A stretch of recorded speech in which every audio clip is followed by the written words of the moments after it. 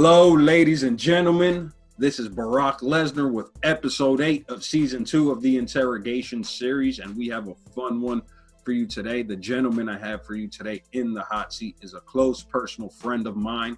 He was in not only one, but 2 episodes of season 1 of Cointelbro, and of course, we had to have him here for season 2.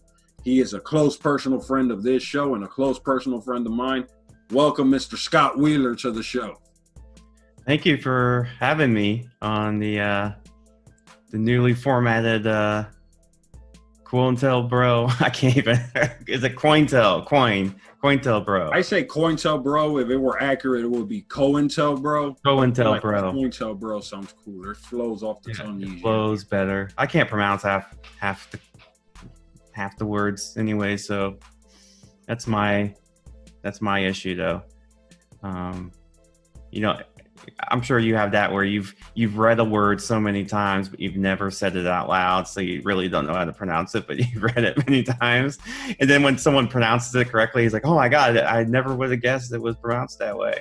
That happens to me all the time. Yeah.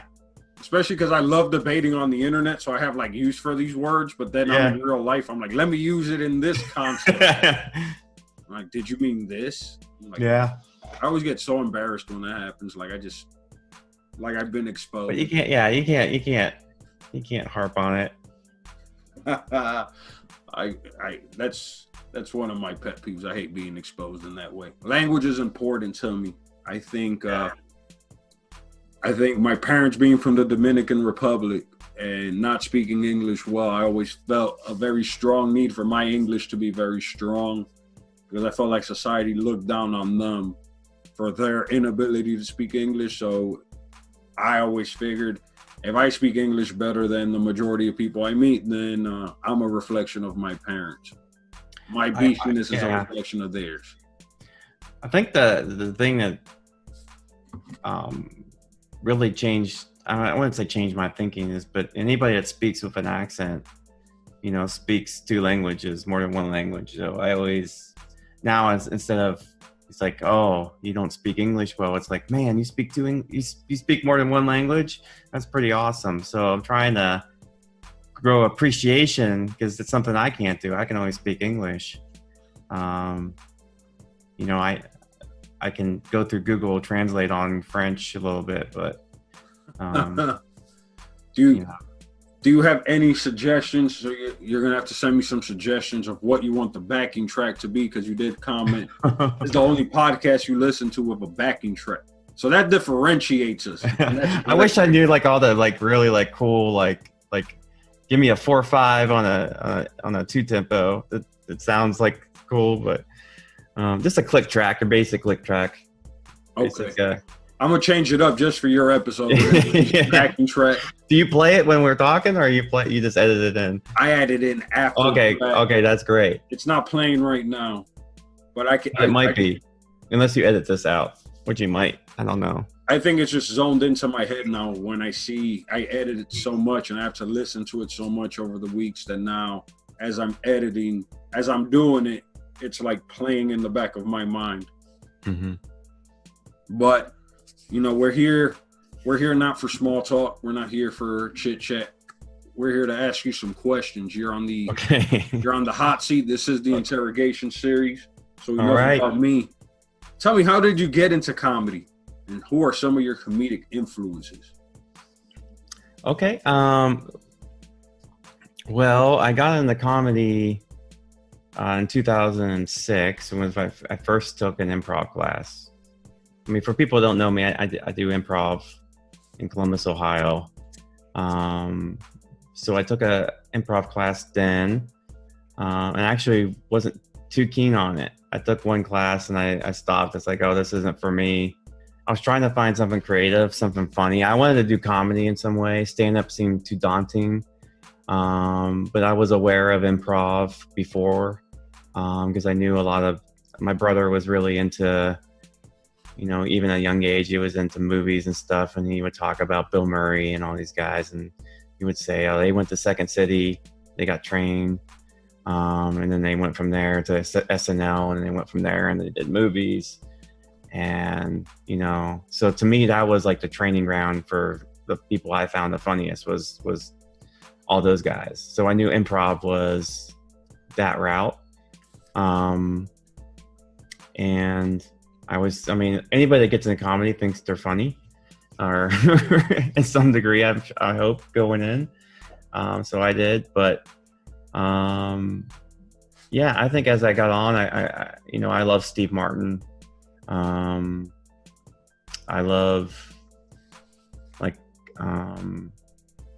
a lot of like silly humor. I love Conan O'Brien. I think Conan was the first comedian that I found that I felt like I was the only one watching, because I would procrastinate with my homework and I'd be up late, and I would just, when he first came on and no one was watching him in like 93, everybody thought he was bad.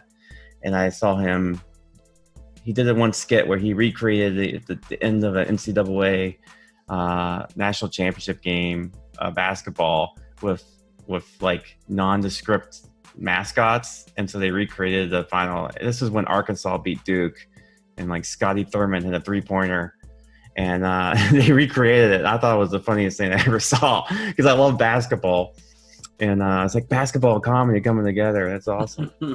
And so I got into that. I watched a lot and then through there I watched a lot of Mr. Show. We had HBO, and I was on late at night, and so again, procrastinating, do my homework. I had a TV in my room. I would turn on the TV, and I just came across the show, and I thought I was the only one watching. I didn't know anybody else talking about it. And I remember The State was on MTV, but even earlier than that, like our family, I think I told you this, we would watch Sunday nights. We would watch this. Number one, The Simpsons was like appointment viewing. My dad would every night would call me and my brother down to watch The Simpsons. It was like only show he would call us to all watch together. My dad loves that show, so we had all had to watch, and we loved it too. It was something that we all loved to watch. But it helped mold your. Yeah, I mean, The Simpsons helped mold, but through there we got to watch, and we would watch In Living Color. Because that came on before it, so. I was exposed to like Sean and I thought Damon Wayans was the funniest guy in the world, and then I remember cracking up at him with his pickle in the jar. I thought that was the funniest thing in the world. I don't know if you remember those sketches. And then you mentioned John Leguizamo. Yeah, the John Leguizamo show was amazing. It was only on for like a season or two, but we was ahead of its time. Yeah, I mean, we would watch it. That was so hilarious. Such a great show. I mean, those are the best sketch shows at the time. I think SNL had kind of fallen off a little bit. So those were the best sketch shows in the early 90s, I think. At least they were the most, yeah. I mean, they were on at a time I could watch them, too. That also helped. It's kind of crazy. It seems like we're pushing for representation in media. But looking back, it seems like the representation in the 90s was so much more legit than the representation now. Maybe in hindsight, I don't know. It seems like my kids are watching Sister now, and they love this show. Yeah, there were a lot of like shows that were just like they didn't care. They didn't have to. They could be, black shows about black culture. They didn't have to like pander to white audiences at all, or be comfortable. I wonder why that changed. I think people, I don't know. There probably are shows that don't pander. They're not getting the exposure or the platform. Yeah. But, I mean, the sitcom, if you're talking like strictly like the sitcoms, I think maybe that's it. Because I mean, I can't tell you I sat there and watched Martin. I mean, I was watching the other day. It's on like in the morning, and sometimes when I'm like, sometimes I like to like just work out, warm up a little bit before work, and Martin was on. I was like, I'll watch Martin. I've never watched Martin before, and and Martin Lawrence is a amazingly talented comedic actor. The show is definitely of its time. But it's like you get the appreciation. I mean, I definitely watched Fresh Prince of Bel-Air. Everybody did. That show, I thought the acting was better than the writing on that show. I mean, it's probably one of the few sitcoms where the drama is better than the comedy, because the drama is so good on that show. When they do anything dramatic, it's like the best thing you ever see. The comedy is just kind of like slapstick, they throw But the actors on it. I mean, the dad played Shredder in the Teenage Mutant Ninja Turtles. He did the voice of Shredder. So, how long have you been performing improv in Columbus? I started. My first show was in December of 2006. It's annoying that I know that, but I keep track of that stuff because I like to. Just like half a year after I graduated high school. Yeah.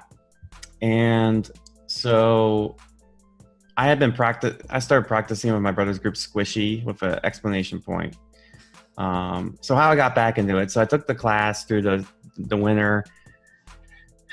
I wasn't into the class. I just, the way it was taught, it was just a lot of like warm ups and walking around like animals. I love animals. Anybody see my Instagram? I love animals.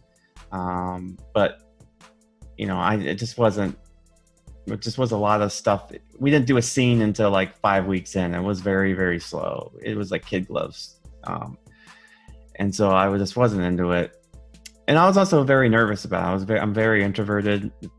Performing it's something I wanted to do, but it's not easy. It wasn't easy for me to get started.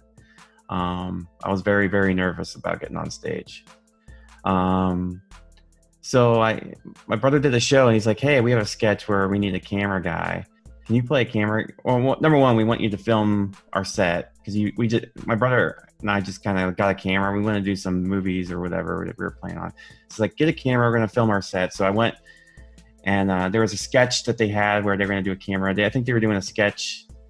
This is back when people actually did sketches and improv together, which I don't know if it's a good mix, but they were doing one of those Dateline where like To Catch a Predator spoofs or whatever. And I played the cameraman, like a gotcha thing. And I got to jump on stage in that show.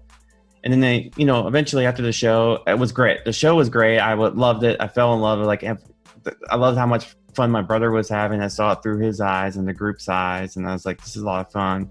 Then they asked me to come to practice to film the practices. So I did that. And then eventually I just got bored of sitting there filming it. So the coach at the time was Josh Kessler, who was with FFN, fantastic improviser, great teacher, coach. We were paying him like $20 a month or whatever it was. And I just walked up and gave him $20 and said, I'm just bored being here. I might as well just learn how to do it. So I wanted to do it too. So that's how I kind of learned, is practicing with them. So that was like August, and then December I felt, I did some off-bit stuff for them, but December a lot of people were out because of Christmas, and it was finally go time. I had to muster up the confidence to get on stage and do something with them. So I did my first show then, and then it was sporadic for years. I mean, we would only get 2 or 3. We'd probably do 4 shows a year for probably 3 years because there just wasn't many places to perform. Do you still feel introverted when you perform? Certain situations, if it's something that is new to me, if I'm uncertain, if it's an audience that isn't like so I can go to any improv theater and perform. I feel comfortable. But if it's out of that comfort, I do get very nervous. If we're performing at a movie theater in front of an audience that isn't there for improv, it's kind of a challenge, but I have to I have to kind of pump myself up for a little bit. So you're like a home court performer. Yeah. I mean, I hate to say it, but I mean, I eventually do well. I have to get that first laugh. It's like they say the quarterback's got to get hit, and then he's in the game. That's how I feel. I got to get that first reaction to what I'm doing, and that's probably typical for any show I am. I have to get, if I get that first, all I need is one positive reaction. I can go off of that for the whole show, and I'm pretty good about that. But there are situations where things aren't going. I feel like, and I think this is relatable. You just feel like you're moving your feet. And I'm not saying that I'm, I've been doing this 14 years, but, in Chicago, if I was in Chicago based on performing, I've only been performing like frequently, probably for the last 10 years. where we were doing 2 shows a month, that kind of frequency. And then the last couple of years, I've probably been doing a show a week, on average. Just, I'm thankful for that. Yeah, it's, I think anybody can, you have to, I think the key that I give is like, if you're doing improv or you're doing comedy, you're doing it to make friends. That's great. You're going to make friends. You're going to meet people, but really have that passion for doing it. The actual thing that you're doing, because that will push you through, because people will let you down, situations will let you down. But if you feel passionate about doing the thing that you're doing, and that it's what you want to do, that will get you through those down times, and then you'll get to the more up times. And that's kind of helped me. I remember when I saw you perform. I believe I saw you perform twice before actually meeting you. So I don't know I think I've told you this story, but I saw you perform with Friday Night Ensemble like twice. Yeah. Like both times you just stood out to me. Again, not knowing you, I didn't know your name, I didn't know who you were, but you just stood out to me as like the funniest person just both nights. And what just stood out to me, you had almost like an awkward beat in everything that you did, but it was an awkwardness that you did it with so much confidence that it seemed purposeful, but not in like an awkward shoehorned way, but in like a real almost smooth, interesting way. Like it just stood out. It like really pulled you in as a spectator. Excuse me, sneezing is not allowed during the interrogation. Sorry. It's been allergy season. Allergy season is getting to me. But it wasn't until I believe I was looking for guests for the podcast, and I think you said you were interested, and I added you on Facebook.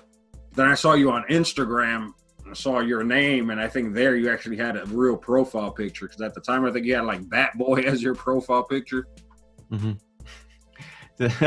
I probably had the one with the Captain Crunch boxes. I didn't know what you actually looked like until I saw you on Instagram. I'm like, oh, that's the funny guy from the shows. I'm friends with him on Facebook, and I thought that was cool. But that really stood out to me though about your performance. Is kind of like you were okay taking a pause instead of giving a quick response to what they say, sitting there and just staring for an extra second, kind of owning that space. I learned so much just watching you in those few performances. But now getting to know you and you telling me that you're introverted and that you do get a little nervous now in hindsight, I'm like, man, what seemed like so confident, maybe it was to some degree just you actually just being introverted and finding a way to weave it into your performances. Yeah, I think I've been able to take I think the key in any comedy, whether it's stand-up or improv, is to find a way for your own personality to come out while you perform. And improv is doing that while also performing with other people and weaving that in. Stand-up, obviously, it's kind of the quote-unquote finding your voice, having your, point of view or whatever. So I think, being introverted and being understanding what it is to be awkward and then being awkward. I mean, I was, I wasn't a smooth customer growing up. I was never one of the more popular people or the more known people. So I understood, I had to get comfortable with who I was rather quickly, or it was going to be a tough go. So I think I was able to do that. And, I just took that experience and just added it into how I perform, where, I'm comfortable with who I am, even though I'm introverted. It's funny, like a lot of introverts are very good at improv. I mean, it's or comedy in general, or acting. I think it doesn't mean that we don't want to go out there and perform in front of people. I don't even think introverted is what makes me uncomfortable about it in general. I think it's probably this confidence and, a new experience. And, maybe that's just me in general. I don't think that has much to do with being introverted as much as like there are times where I lack confidence in situations, even though, I have experience doing improv. I'm just like, oh, I have experience knowing this could go poorly and I don't want it to go poorly. And so I'm kind of bracing myself for it more so than I'm scared to perform in front of people. I'm like, I might do something that might not work and my ego might not be able to handle it. So I'm kind of bracing myself for it. So in the last few months, we've seen a lot of theaters get called out. Some big theaters, I believe I.O. was one, Second City, amongst others, being called out by their Black castmates and Latino castmates and other castmates of color because they're not being featured, because they don't feel there's an actual pathway for them to get top billing on performances. Just feeling like there was an artificial glass ceiling. Have you experienced any of that in your time in Columbus Improv? Are there things you... Well, me personally, or do I think that other people have been... No, have you experienced it yourself? I guess my question is, have you experienced that here in Columbus in the comedy scene, that sort of glass ceiling that they alluded to with those other theaters? And if there's anything you personally feel you could have done differently during your time? Well, I personally have an aversion to gatekeeping. I'm not a big fan of it. I mean, people produce shows. I think you produce shows, you cast people. You cast people you cast people you like. But I've never run a theater or, sometimes there were times in an improv group where I was like the administrator. Like I would email everybody, let them know shows, let them know practice, let them know if practice was canceled, do all that stuff, and how to give bad news, how to give good news. So that stuff it's good and bad, right? Whenever you're in that position, it's a thankless position. So I understand it in that way, but I haven't personally felt that I've been held back in any way. But again, I'm not a person that would be held back. Just, if I'm just based on, I understand, I think I can't speak to experiences of what women or, people that aren't white males would go through in the community. We haven't had theaters like IO.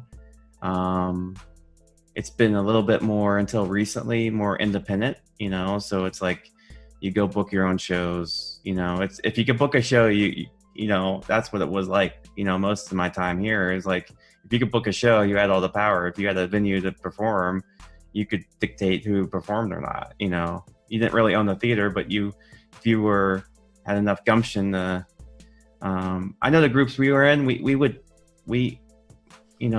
pick people off the street. We try not to gatekeep as much.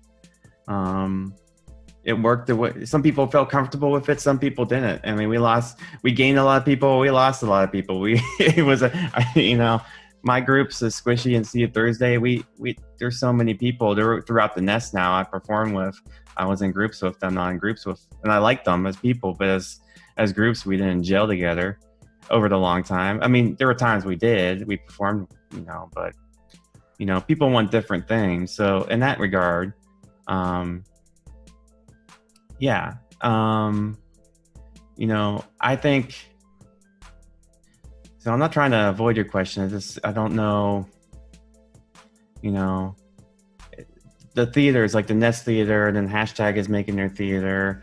So it's kind of early in the game, right? Well, it hasn't been an established space to kind of... There's not, people aren't here to get famous yet, it's passionate hobbies at this point. So, and I'll say this, the theaters are at least expressing,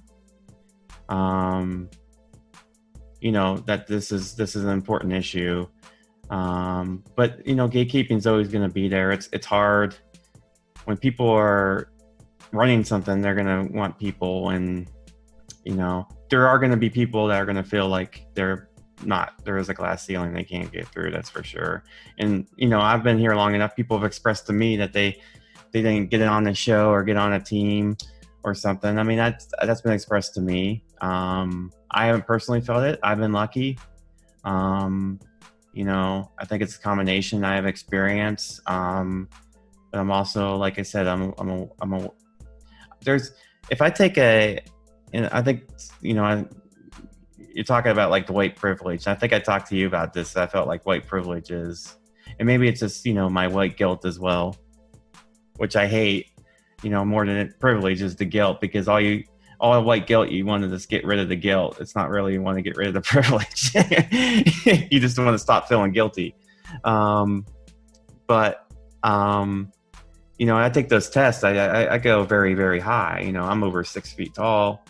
I'm white. I got dark hair. I mean, everything that, you know, people, I have all the features of someone that, you know, is your boss, you know, the majority of bosses around. I look like every person that's running the company, you know, majority of the company. So, you know, I'm conscientious about that, you know, but I've been doing it a long time, and I do know I have some inherent talent. So I'm not going to say, you know, enough people come up to me and say, I like what you do. I find you funny, you know. Enough people said they like performing with me. So I was like, okay, I think there's, you know, I at least have some substantial stuff. It's not just because, you know, I'm safe and comfortable for people to look at or whatever. Well, to give you some credit, since I know for a fact you did this, I know you went to a venue and you booked a bunch of space and you got a bunch of performers and said, hey, this space will be available once a month on a Friday or Saturday. You got them the space, you arranged it, you let them produce their own shows, you let them keep the gate, and pretty much you used your experience and your connections in the community, and then you invited a person like me who didn't have those connections. I mean, COVID kind of ended up setting all that aside, but it really does speak to you going out of your way to arrange something that would really benefit other people and kind of create platforms for them in a way that's driving diversity. There was diversity in that group you reached out to, for sure. Yeah, I mean, I think, you know, yeah, I mean, that was one of the disappointing things of the COVID is those shows. I think we had two sellout shows. Sad part is I was only able to attend like the pre-show of one, but the show that the first show that got canceled was the one I was going to be able to go to as an audience member. I mean, it's a big struggle when I started out. I told you we only did like 3 shows when we started out. So I'm, you know, people that grew up in the Depression, they tend to save more food. So I have that in my mind. Like I remember when it was hard to book shows. It isn't that way anymore. I think it's a lot easier. There's a lot more venues are open to comedy, open to having extra things in there, you know, and we have a lot more people now, and a lot more people that are just like, hey, I'm going to go book a show. So I wanted to look for people that just started out doing it, you know, and weren't really involved in the theaters like Hashtag or The Nest, that weren't getting like regular gigs, you know. Some of them were doing regular gigs on their own. That was fine. But also selfishly, I wanted a venue where if I wanted to do something off the wall and I didn't want to, you know, pitch it to a theater, I can just go and do it and not have to worry about that. I could do that too. So it wasn't, you know, I just didn't want to perform 12. I didn't have 12 shows. So I had to really find a way to get it. And I just like, well, these are the people doing shows and they probably take the nights, and I needed people that would, you know, do well, you know, because then it would show Cafe Kerouac, which where we were doing it, that, you know, this is viable, and they would let me do my show too. So it wasn't just a truly altruistic thing. It was, we were all helping each other. They were helping me. I was hopefully helping them. And I think it was working out. That it actually was going better than I ever thought it would go plan. Slumberjacks did a show, which is Rob's group, and they did an amazing turnout. And Jim's group. Jim will be mad if I don't. Yeah, well, I met with Jim actually. Yeah, Jim's group, Eric's group. I was on Eric's podcast. Kelsey. I don't know any. You know, I apologize if I don't. You know, Joe Kenkel. Yeah, and then I know you, Joe. yeah, and then the next month, Anthony did a show, and that did well. And I know Anthony's done a ton of shows there. Anthony, he's not someone that you need to give a show to. And then Face Club was going to do a show, and their show was going to do awesome, but they had to, things just shut down. And and I know you and Rob are going to do something. I don't want to blow the smoke off but it's going to be in June, and yeah. So yeah, there was a lot of cool stuff that was gonna. I love that. I want to see more diverse groups. It's more. I want to be part of a diverse group myself. It's hard. I'm disappointed that I'm not, and that's fault of myself as well. I haven't pushed for that. We're gonna make that happen. I already told you. We're gonna have. Gonna be. I'm sick of all these dedicated. They're either mostly white, they're mostly all white, or they're all black. No, we're gonna find one where it's majority people of color and then one or two token white people. Because I feel that's the best way for a white person to understand what it's like to be on the other side of a coin. Because if we go out there and we make a bunch of references and then you question like 5 of them, you're like, I think I got 4 of them, but that 5th one, that word they used maybe confused me some. Maybe sometimes that's how we feel if you make a reference to some movie from like the 1970s when my parents were from the Dominican Republic. Chances are I maybe didn't get the chance to watch it. I love taking someone's beautifully referenced thing and not knowing what it is and like just, messing it up, honestly and truthfully. And nothing's better. I love it when I don't get a reference because it happens all the time. That's the beauty of improv. I mean, you don't have, people think that you have to, I think what you say, some people say like, oh, you're so quick-witted. And it's like, I don't think I'm quick-witted at all. I'm just making stuff up. If you can make stuff up, it's not wit. It's just like, you just staying afloat and it appears on the outside to be quick-witted, but really you're just trying to stay above water. That's all being quick-witted is. Yeah, I guess so. I don't think I'm, I mean, if you're drowning, that's how you're quick-witted, by staying above water. I think that's true. That's fair, right? That's fair. If you're not quick-witted and you're drowning, you're going to drown. Yeah, I mean, I think that's yeah. I think that's just good advice in general. You're not drowning. You're quick-witted. That's the advice. Don't drown. Don't drown. Wear your mask, but don't wear it in the water. If you're going to be in the water, leave it. Yeah, thankfully, you gotta know when to wear it and when not to. That's leave it on the sand. You go in the water, but you got to put it far enough away so that the current doesn't like come in and then drag it out to sea. Mm-hmm. Then you won't be compliant when you leave the beach. So you have spares just in case. Yeah, you want to be compliant and you want to not drown. So watch you gotta know when to hold them and know when to fold them, right? Yes. So you've touched on this a little bit already, but you've seen a lot of changes happen in this community since you started back in the mid-2000s, which funny enough, I started improv, I'd say my senior year of high school, which was 2005, 2006. So you started before me. Yeah. Technically started around the same, I was like 17 at the YMCA, and our leader of our group, her boyfriend had an improv troupe. And I think they were associated with Comedy Sports in Milwaukee, and they would come in and like give us lessons. And we ended up going to this space called Bucket Works and doing a couple of performances. Man, so it was that was my introduction to improv, which leads me to this. I really think it may not have immediate results, but we need to gather improvisers like yourself, like me, these talented people who really do want to change the scene. And we got to go to high schools, because what's going to happen, we go to high schools that have the diversity that we want to see in the community. We introduced them to this the way it was introduced to me, because that was 5 random white guys. The only reason they even came to do this is because the dude's girlfriend was our leader of our group. So it was like, hey, honey, come do this for us. But had it not been for that connection, maybe I don't care enough about improv to pursue it to the degree that I had. Mhm. So it makes me think, we grab some performers, we really start a program where we target some schools, we introduce it. All it takes is a few people at each school to really want to learn more about it. Then they go into college, they can take it in college, but they start seeking it where it's available. Yeah. We have to put it out there in those communities and make it a bigger thing. And that actually helps. There's stuff like Wild and Out that caters specifically. It's a different type of improv, but it's still improv. It's pretty much comedy sports with black people. Yeah. And I mean, Wild and Out has probably got more people. I haven't watched Wild and Out.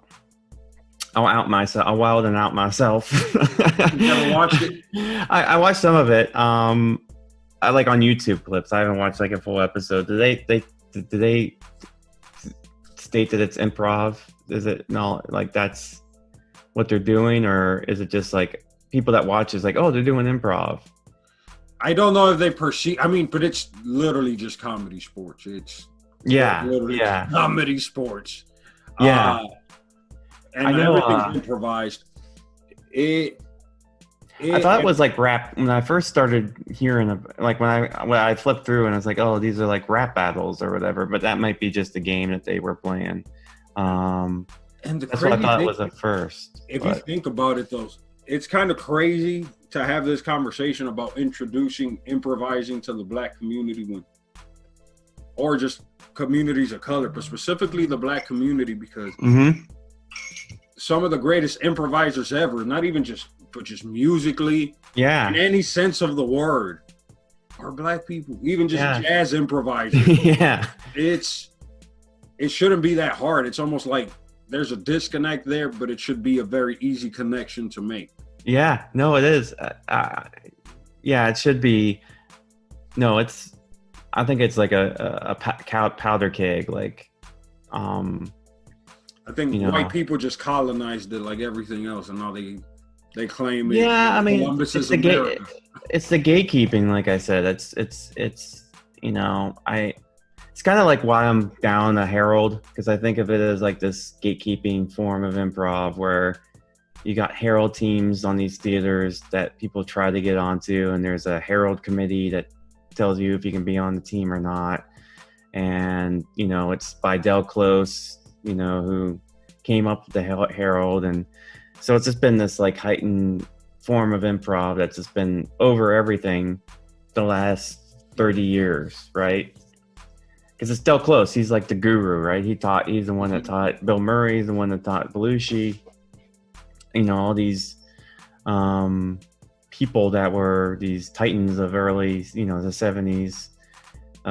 People I love, as comedians. I mean, Bill Murray is probably one of the funniest people alive. Now, it just looking at that kind of gatekeeping, I just think if you talk about glass ceilings, that's where a lot of it happened, is like they couldn't get on these teams, and you get on those teams and you can get on the Second City main stage, down the line or whatever, you get known, Lauren Michaels will see you on your Herald team, and that gets you on a sketch show or whatever. And so, it was major league gatekeeping. It was this form, and the form is okay. It's not my, it's great for, like, every TV show follows the Herald format, but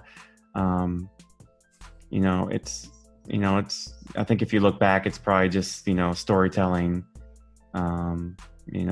simple storytelling. I'm not here to demote it or anything, but I'm just kind of down on the gatekeeping, and a lot of it goes to like the Herald teams and the Herald committees and all that kind of stuff that was in Chicago, New York, and LA.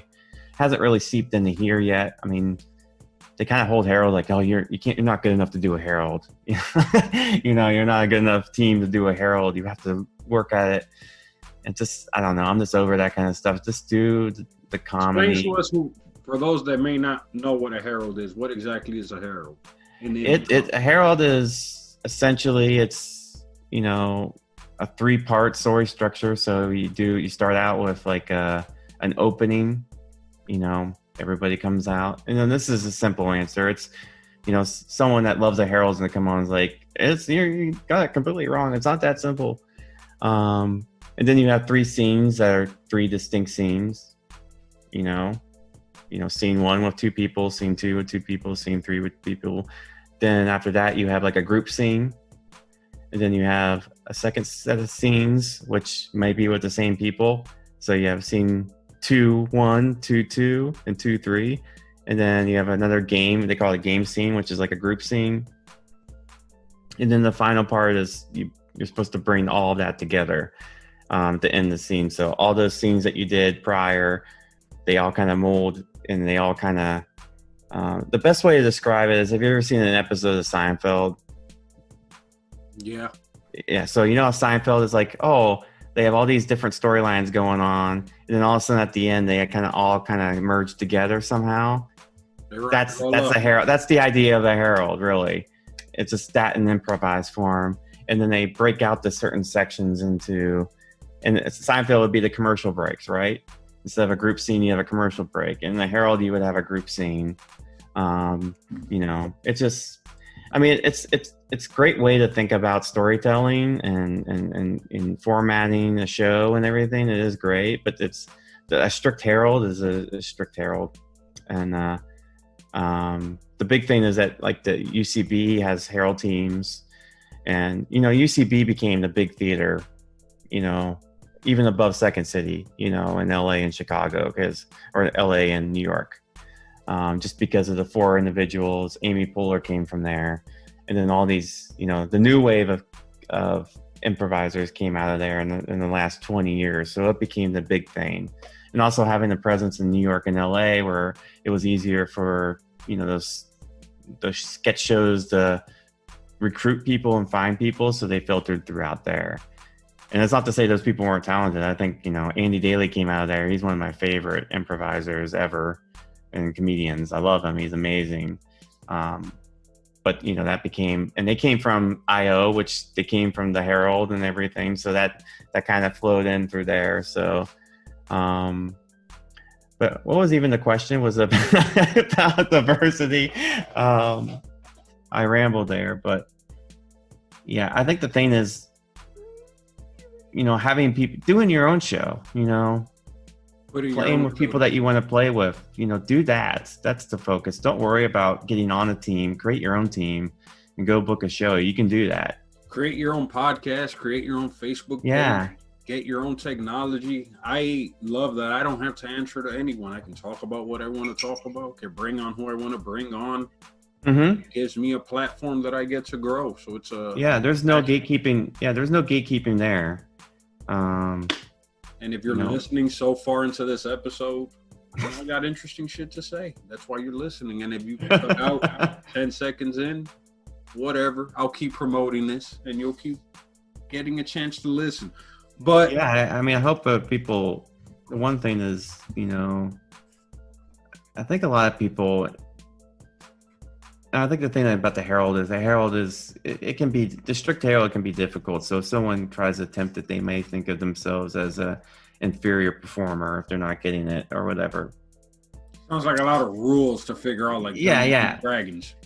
And that's fine, but it doesn't mean that you're not a good performer. It just might not, that's not the style of performing that you can do. There's so many other styles of performing. You just got to find it. It might take some time to find it. How you're going to go about it, the team that works for you, maybe you just better working on your own, who knows? But it takes a lot of trial and error. So that's why I really harp it. You have to kind of be passionate about it, because it can take some time to kind of figure it out.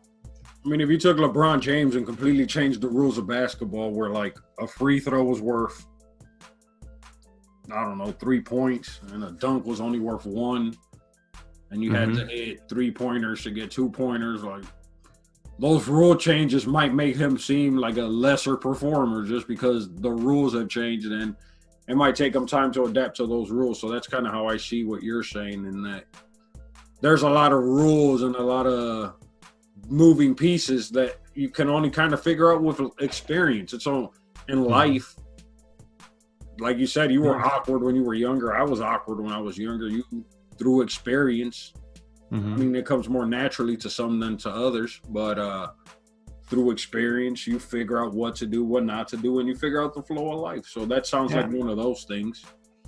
Yeah, and I've had people come up to me, you know, as I gained more experience and told me that they never thought I'd be any good. Thought I was a terrible improviser. So, and that's no joke. People have told me that. I didn't think I was.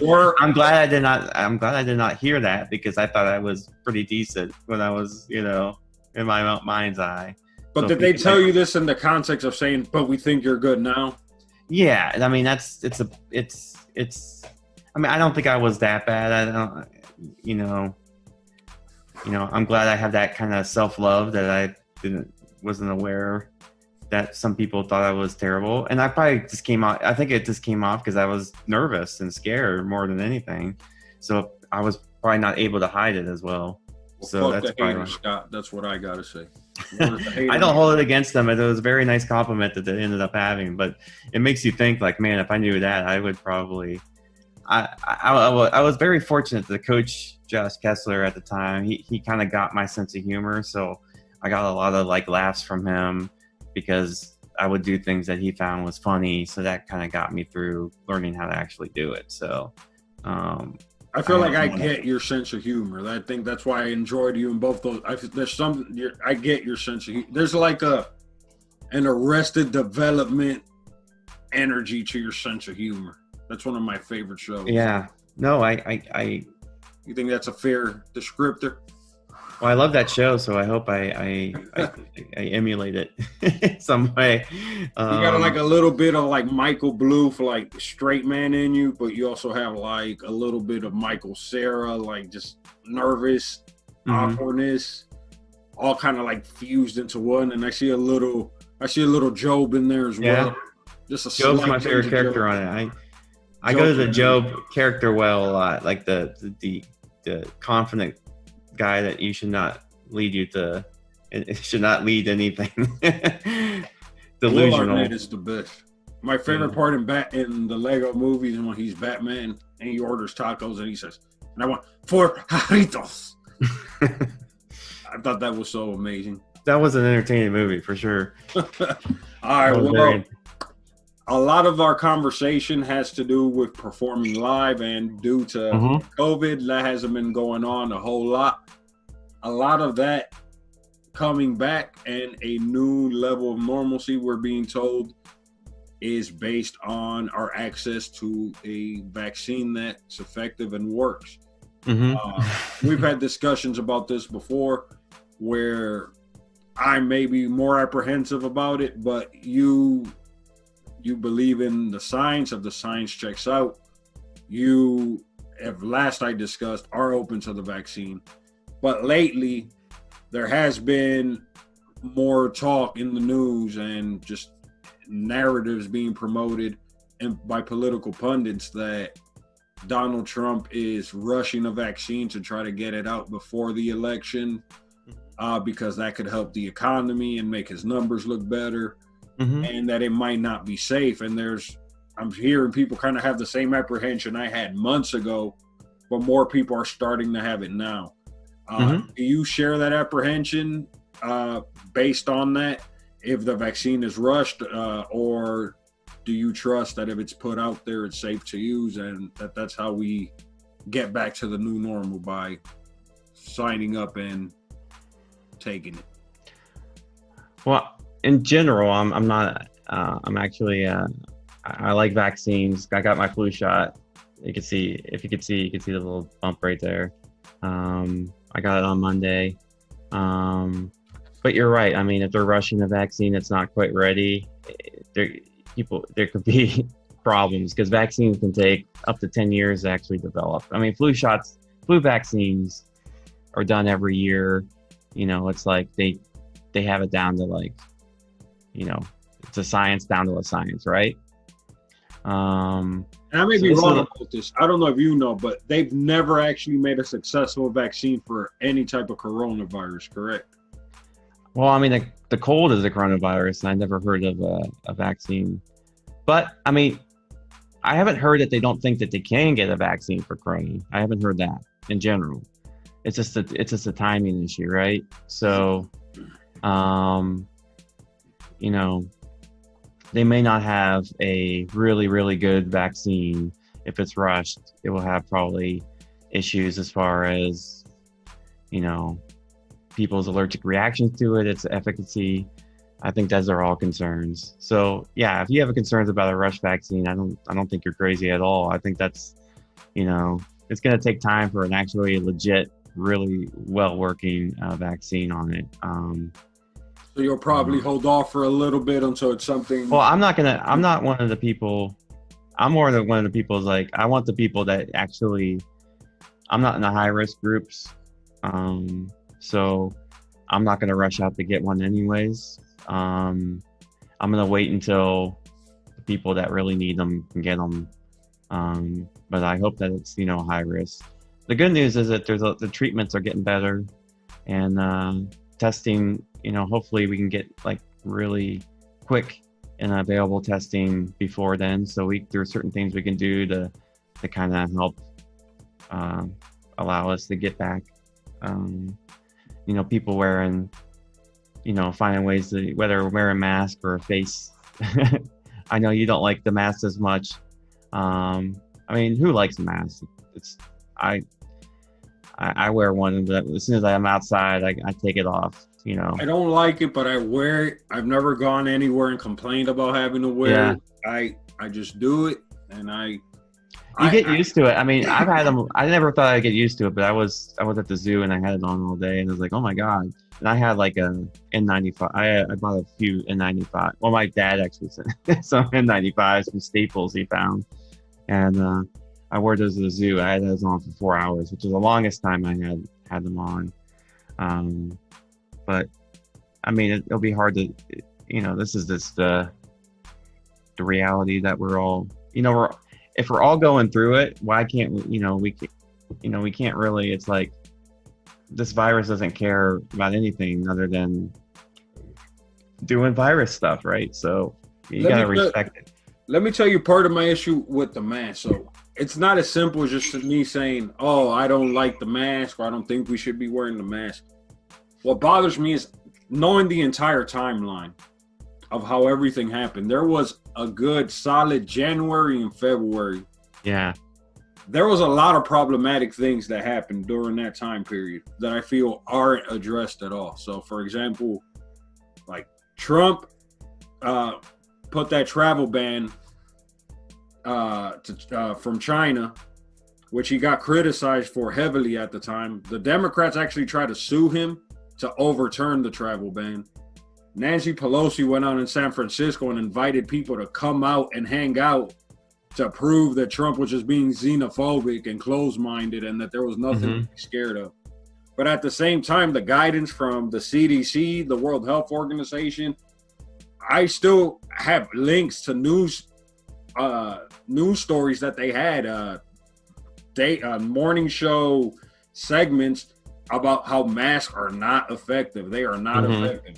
So we're talking about 2 months of straight up propaganda convincing the entire society that masks were not effective. Yeah. Now I understand part of that was they were trying to prevent runs on supplies, but just logically speaking, they used their mass media tool to convince everyone that masks weren't shit, and then in the span of a week went in the complete opposite direction into shaming people for thinking that a mask wouldn't be effective. And I think that's what bothers me the most. No one's having that conversation in a genuine way, because then I start thinking, well, that means if this pandemic was around and you were telling people not to wear masks, then you made the thing way worse. Especially if you're telling me cloth masks were effective.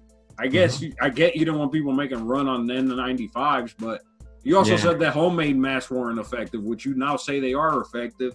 So it's, how can it's almost like a trust thing. I feel like I've been lied to. I feel like I've been deceived already. And I'm being told opposite things, but being told to not doubt the source that's telling me completely opposite information. And I just can't get over the fact that if the masks are that effective, them giving this guidance for 2 straight months helped make this thing way bigger than it should have Yeah. been. I don't know how you just ignore that, logically speaking. No, I don't get. I think those are absolutely valid points.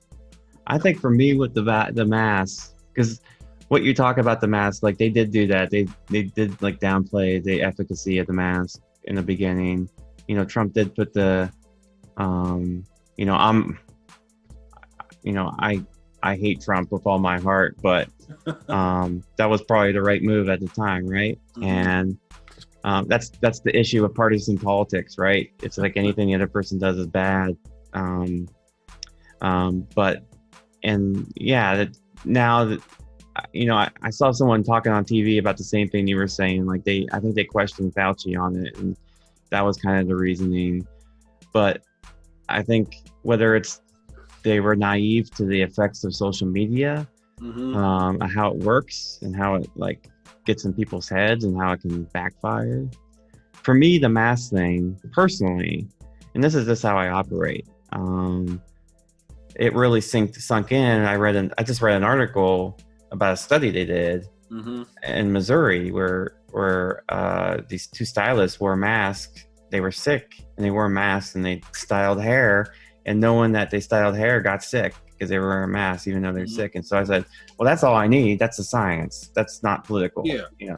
And so for me, that's what made the, I wasn't listening to, I do trust, the guidance, to some extent, but it's these studies that they come out that's what, gave me the confidence of wearing a mask and really like, oh, I'm gonna wear a mask. And so I've got my haircut 3 times. I wear a mask. They wear a mask. I feel, masks are very effective. I think they're finding out, especially if you're outside, especially if the other person's wearing a mask. And if you have an N95 that protects you as well as the other people, I think there's something to be said. They didn't want to run on it, but I think there's ways to do it without saying they don't work. I think it just say, hey, everybody wants to go and buy a mask, but right now we need certain people to get them because we just don't have a bunch of them. I feel like there's been so many goalposts, and I don't know if I might have to do a separate episode because there's been so many goalposts moved. So initially it was lockdown to flatten the curve. Yeah. The curve was the surge that would prevent hospitals from being able to take care of sick people to the point where people were going to die in mass just because all the hospitals were full. And if I remember, it was stay home for 2 weeks until we flattened the curve. Then that became longer. But we essentially did flatten the curve, and then it seems like the goal has just repeatedly been moved. Whether it's maybe it's just like boiling a frog where you don't just throw it in the boiling water, you have to slowly turn it up. So maybe just as a society, it was easier to convince people it was only going to be 2 weeks. Yeah. But all of this just comes down to feeling like there's deception, whether for good or bad. And when it's already a country that has a really bad history with deception and just doing really what I think are unethical things, anytime I perceive deception, it kind of makes me be on edge. And anytime I'm told, well, just ignore what you're feelings and just go with it. Yeah. It's hard to ignore when billionaires have gotten almost $1 trillion to their net worth at the exact same time that almost every small business in my community is getting crushed and there's barely any help. The fact there's only been one check sent out to help people since, and when was it, March? Yeah, the $1,200. That's insane. I did get a letter from Trump telling me I got it. It's insanity. It's insanity all around. And then that story you said is great with those hairstylists with the mask. But then the other side of the coin for me, like you said, man, the science proves it. But to me, that also shows, well, doesn't that mean we could have schools then? Doesn't that mean we could have places open? It's showing if 2 ladies can breathe over all their customers and not get them sick. I feel like that means we could have social distance schools, but then it feels like we don't have that conversation. So then that's when I start getting confused. Cause I'm like you said, the science is the science. If the mask is that effective, then we shouldn't be locked down to the degree that we are. Well, here's the thing that's weird to me, and it's just there's stuff like you watch a television show and they're like spaced apart on the television show, but when the cameras go off, they're like 2 feet from each other, right? So it's like a lot of it's just for show, just to say, hey, we want you to feel comfortable watching it, that we're social distance. You watch an NFL game or you watch an NBA game, the referees wear a mask, the players aren't wearing masks. Yeah. But they're testing everybody, right? They're testing the referees, they're testing the coaches. They don't need to wear anything. They're just if they don't have it, if you don't have it and you're getting tested daily, you don't have it. I think there is a distrust of science, I think, in this country. People are scared and rightful. I mean, there's this a distrust, like you're saying, like there's this a complete distrust. That's why people are just, going to schools. They don't trust that other people are going to wear masks or going to social distance or whatever. Kids don't keep their mask on because they're kids, right? If I was a kid, I wouldn't want to keep a mask on. I want to be pulling on it, and kids aren't really getting that sick, but they can, they can spread it. Spread it. No, but I see a lot of things like, you just look at the,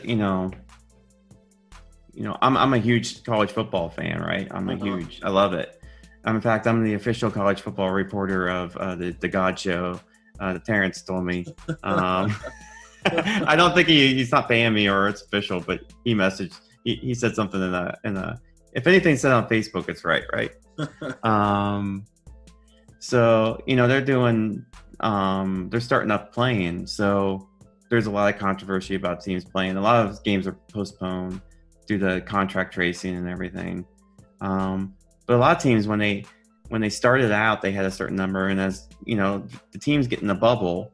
So this is where the science is. If you get a team in a bubble and you test them, those positive cases go down to where they're not. And then when they stopped and they went home, they got cases again. They brought it back, and then the cases went up. So it's showing, So from a safety standpoint, they're all, they were all safe.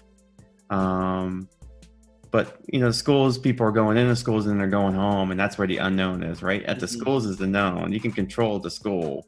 But once they go home is what you can't control. I think that's where the nervousness is. Like you're nervous about the other parents, what they're doing. They might have their aunt or uncle come over or their friend come over. And then it's just that, then the bubble gets bigger to the point where you can't control it.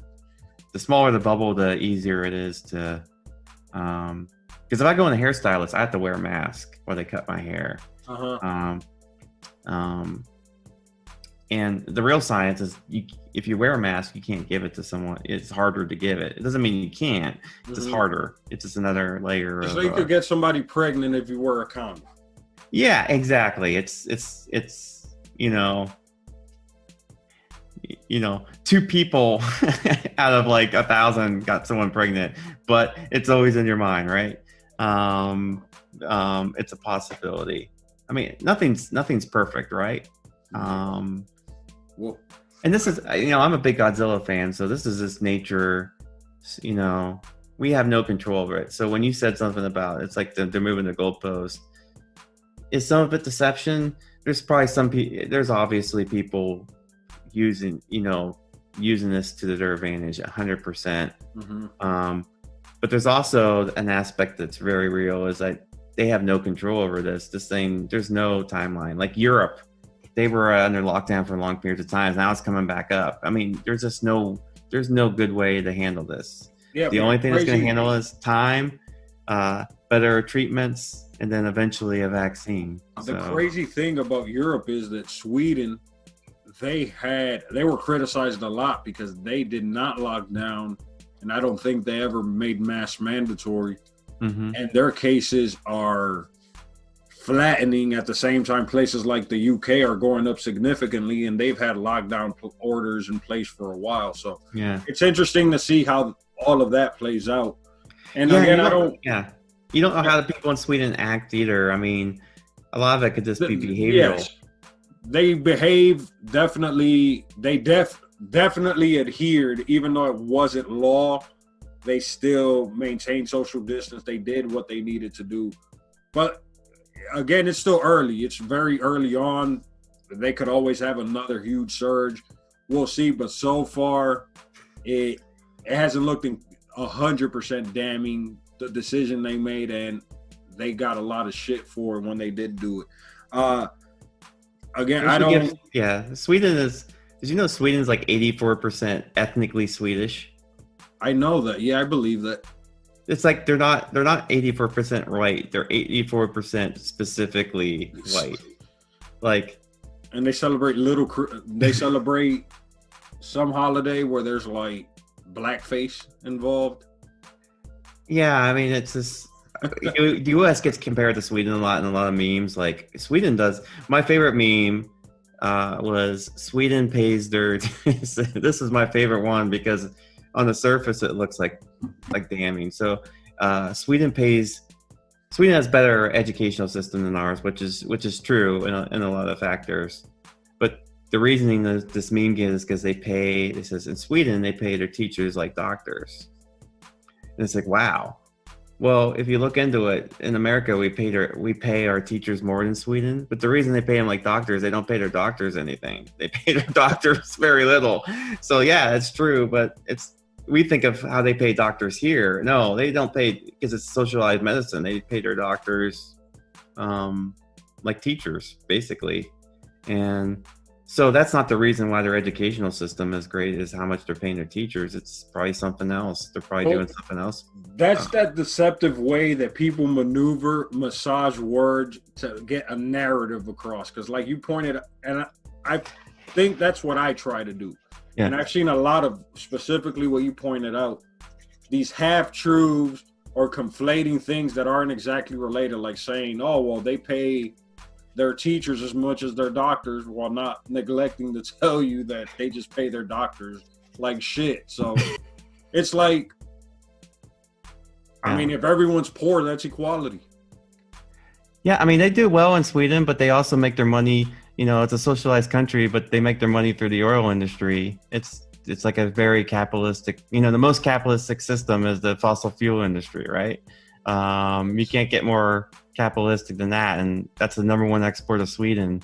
And another thing is when I say that big pharma is even more capitalistic. Oh yeah, big pharma. I mean, you could throw a lot of companies in there for sure. That's our health at the very least. But yeah, I mean, especially with the opiates and stuff.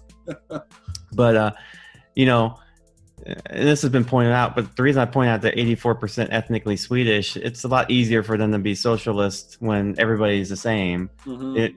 They're never going to say, "Oh, I don't want to help that person. They look different." No one looks different over there. That's 84% of them are that specific whiteness. They still have more white people in that country. It goes over 90% white. And so there are other European ethnicities white. And then they have a very small percentage that is people of color. So, United States is like 61% white. I mean, eventually the United States is going to be predominantly non-white, right? With the Latino population, the Black population, and the Asian populations that exceed the white population. The funny thing is, in the scope of the world, you guys are the minorities. Exactly. So, I love diversity, but diversity, it's not a problem, but it's just like, if you have white people that don't want to play ball with people that don't look like them, it's a lot harder. They're not going to want to help out with social programs for people that don't look like them. And so that's why a lot of our issues, huh? I would say that's my theory. I may be completely wrong. And I'm not saying our Herald discussion. I'm not saying what happened with the Herald. What the Herald? The Herald? The panels that people that remind them of themselves. No, you're right. And I'm guilty of that. Like I said, I haven't, most of my friends are white. You know, there's an implicit bias. You know, but Well, get rid of 10 of your white friends. get rid of 10 of my white friends and replace them arbitrarily with other 10 black people. Well, even those and odds. that will make me a complete person. Yeah, We'll I mean, find that out kind of tomorrow. Once this is released, he'll message you personally and let you know if you've been. I'm gonna go denounce my white privilege, like those people in LA. All right. Well, I've taken enough of your time on this evening, and I have one final question. You know, I'm not a fan of Biden or Trump. You know this. This isn't a secret. To some, it is. Some people think I'm a huge Trump supporter, and if you think that. I love that I think there's a part of you that wants people to kind of think that, but because you know you're not, you just get off on it that people think that about you. I feel like my guest said it last week. He said, "I'll be what you want me to be." It makes it fun when in the same day I get cursed out by both sides, and both sides accuse me of being the other thing. It makes me feel like I'm doing something right. Mm-hmm. But what is your pitch to compel someone like me, someone who's an independent, someone who believes maybe I'm just better off not voting? What is your compelling pitch to me and people like me to not do that and exercise our right to vote for the person you want us to vote? Well, I've been doing, you know, this is the first year I've actually been compelled to go up. I've actually gone out and tried to register people to vote. So I really do believe in voting, and, you know, I hope you vote.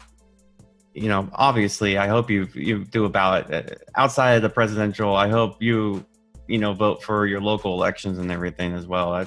Those are very important. Mm-hmm. You know, the president's important, but, you know, if you vote, you know, the last 8 years, you would have voted 16 times and only twice you would have voted for the president or whatever, you know, or 3 times. So most elections don't involve the president. They vote, you know, local people, judges, and those are important. So I definitely register to vote because those affect your life probably more directly or not more, probably they do. For sure.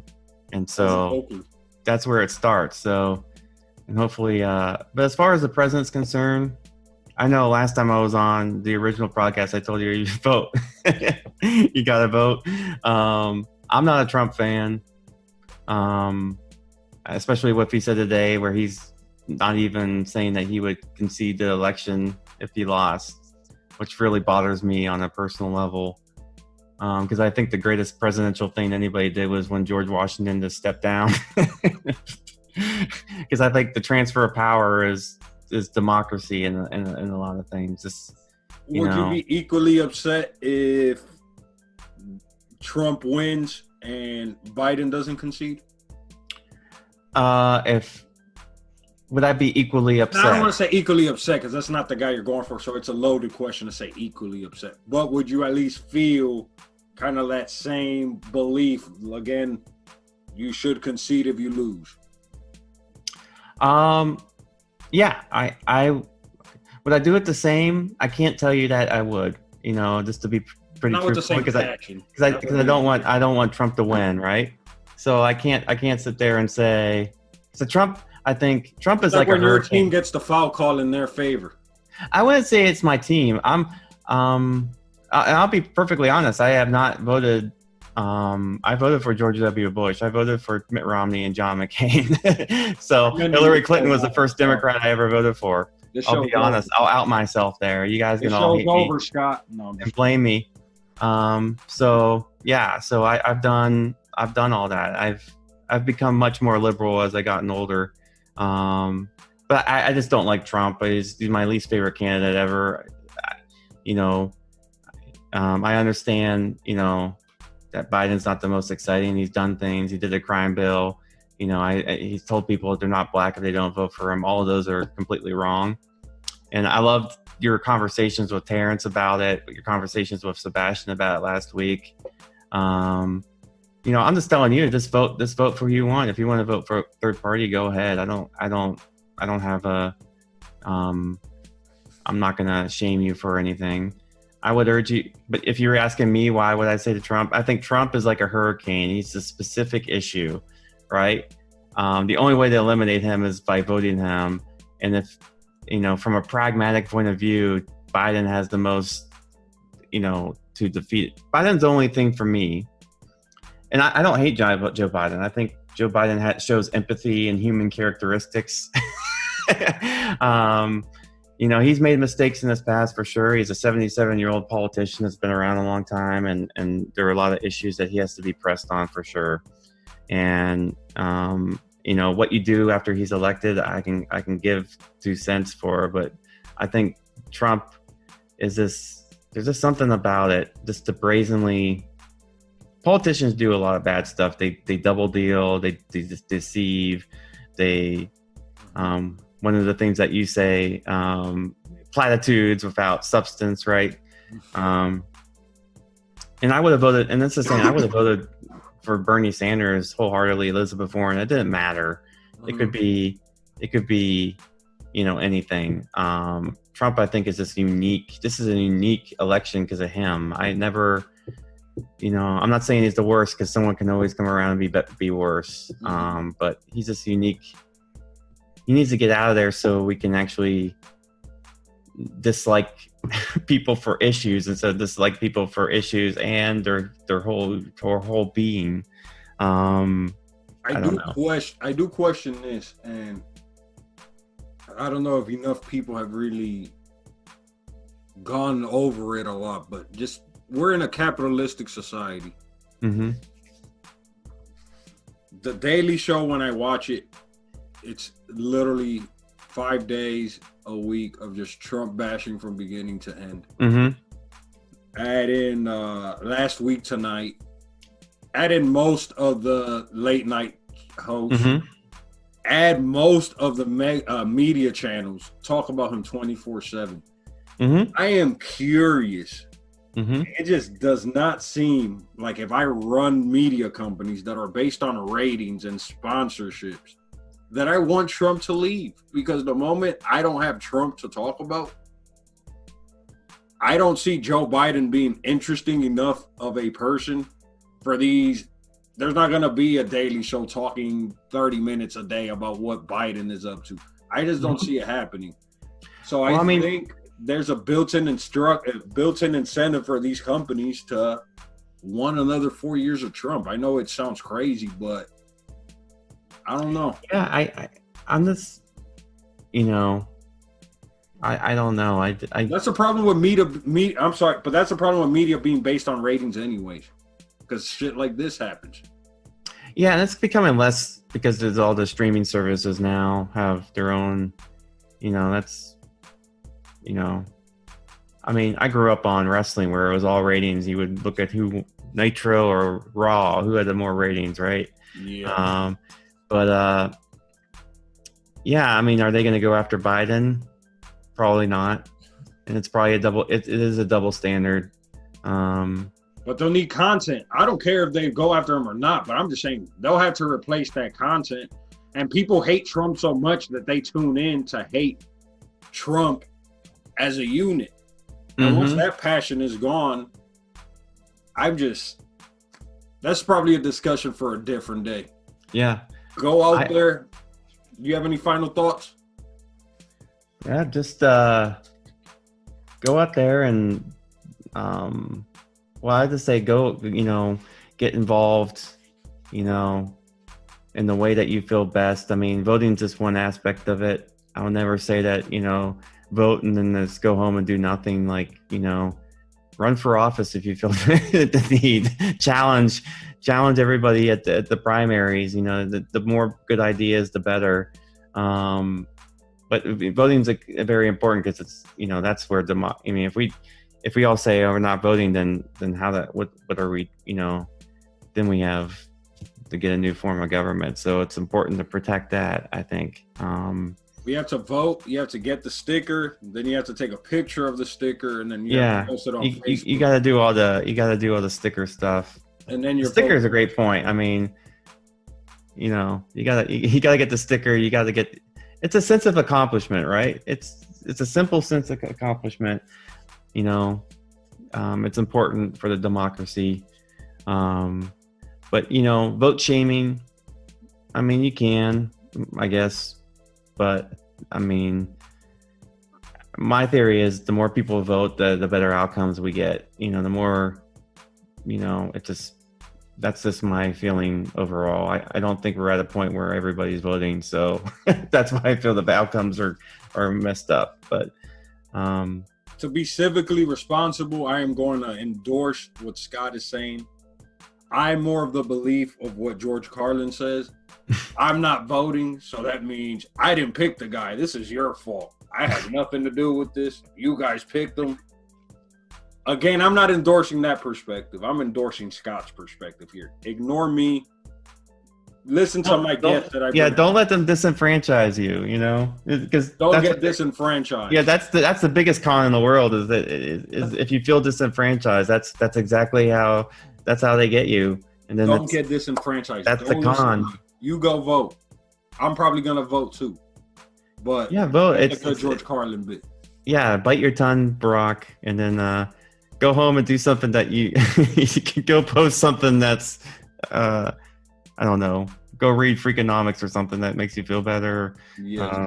Throw shade at white liberals. Yeah. I mean, people get mad at me and they're like, you're not even with your coverage. And they don't understand. I'm not friends with Trump supporters. Why am I going to out their hypocrisy when I'm not friends with them?